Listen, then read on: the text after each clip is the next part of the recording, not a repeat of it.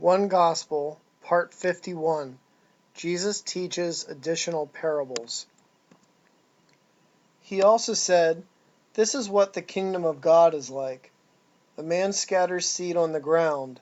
Night and day, whether he sleeps or gets up, the seed sprouts and grows, though he does not know how.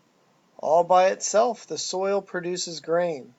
First the stalk, then the head, then the full kernel in the head. As soon as the grain is ripe, he puts the sickle to it, because the harvest has come." Jesus told them another parable. The kingdom of heaven is like a man who sowed good seed in his field. But while everyone was sleeping, his enemy came and sowed weeds among the wheat, and went away. When the wheat sprouted and formed heads, then the weeds also appeared. The owner's servants came to him and said, "Sir, didn't you sow good seed in your field? Where then did the weeds come from?" "An enemy did this," he replied. The servants asked him, "Do you want us to go and pull them up?" "No," he answered, "because while you are pulling the weeds, you may root up the wheat with them. Let both grow together until the harvest.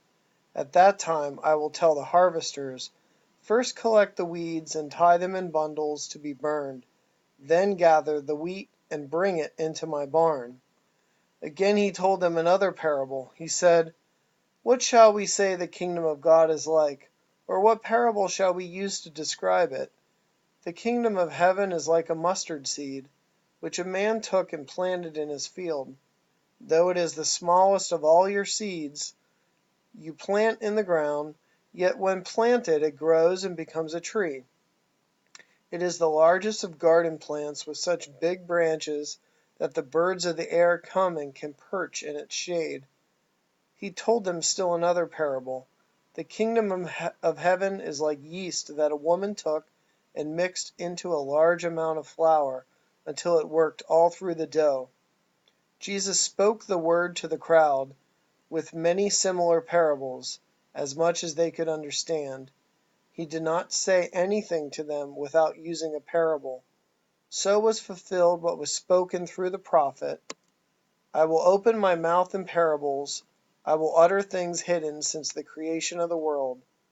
But when he was alone with his disciples, he explained everything.